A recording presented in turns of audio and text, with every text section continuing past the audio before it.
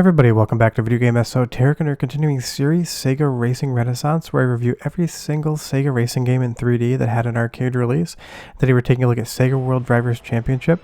At the recording of this voiceover, the most modern Sega arcade racing game, and it's based on the Super GT racing series, and you even get some video highlights for the intro as well. Ignore that big red flashing bar though, and that's because we are not connected to any network, because this cabinet is meant to be played over either a local or an online network, which I will get to shortly. But the great thing is you can play it without that, and it is still an absolutely spectacular game, and it's also a very pretty game to look at. Now this might be based on the Super GT license, and this is a little bit closer to a sim than an arcade racing game, but in the lightest sense of the word. I would say this hews way more towards arcade racer, but you do need to learn the handling of the vehicles, and they do have a little bit more weight than obviously something like Outrun 2 would. But this game is just pure fun. Now you might notice off the top that I'm passing cars like it's nobody's business. There's something weird going on either with the lack of a network or with the AI, because I'm running this on Windows 10.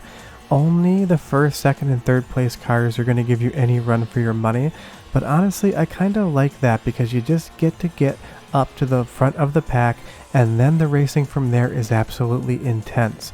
So what I'm going to do in this video is I'm going to give you guys a hot lap, one full lap, and then I'm going to cut in and show you some of the best highlights. But you'll see now that I got up to third place, suddenly those cars that weren't doing anything start to run away from us.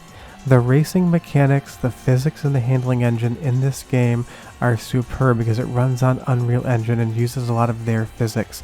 The weightiness, how you enter and exit an apex of a turn, the bump and run driving, it all feels absolutely incredible, and I highly recommend you use a wheel for this if you can. If not, an Xbox One controller will do just fine.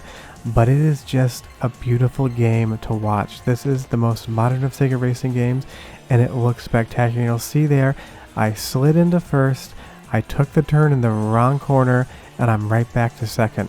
Battling for first in this game is intense. Going around the courses, running back and forth, it has everything I want in a racing game, and that's why I haven't even cut yet. This is just one hot lap because it shows you all of that leadership changing going on, all the things you need to do to maintain the lead, how you box a car out, and in this corner right here you'll see I did take that one better, but I could have been a little bit more impressive. And you do get a real-time driver skill on the side. It's going to tell you when you entered a corner and exit a corner correctly and how your overall time is doing.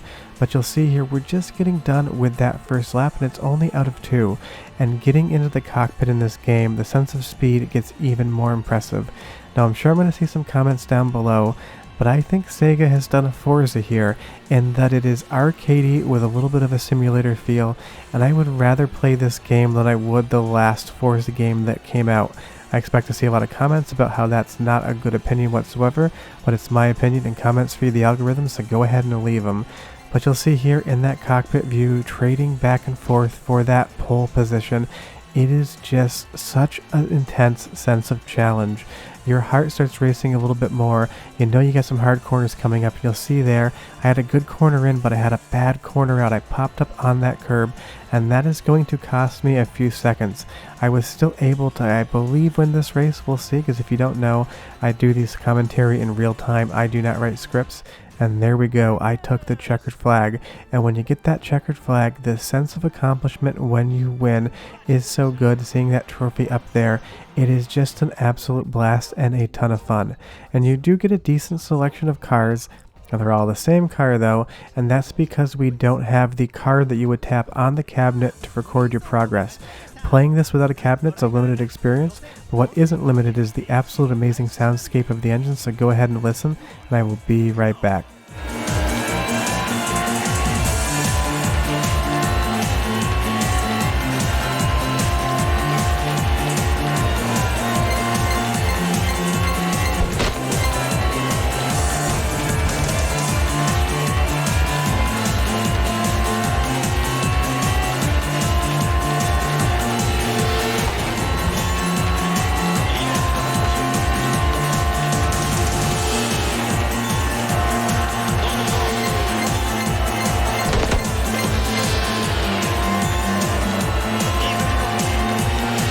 The soundtrack is intense and I love the engine noises, and they do sound like the recorded samples from real car engines and not something that somebody was trying to make up in a sound studio somewhere. Now I will say it's unfortunate that we don't have the AMI or AIME card support, because you can unlock different vehicles with that. And that's the thing about not having an arcade cabinet for some of the more modern Sega arcade racing games. A few features are going to be locked away, and maybe somebody will get that functioning in something like a Windows 10 build at some point in time. But for the time being, unless you see an arcade cabinet for this, and let me tell you, I never have in my life. This is the only way I've ever played it, and this is as good as it's going to get. But that is good enough for me. Although I wish I could find a cabinet, because how it works is you can have up to 45 people playing this at once. You could have 4 cabinets in a row, and you could have 4 people playing it. But this had an online lobby connection as well, so you could be sitting in one location and connect to 44 other people playing in 44 other locations and have a real-time online race. And that's a ton of fun. Unfortunately, we just can't do it.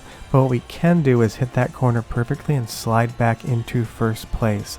Like I said, if you're into racing games that are slightly arcadey and slightly sim feeling, where all of your turns and all the handling really matter, then Sega World Driving Championship is the game that you 100% need to go out and figure out how to play.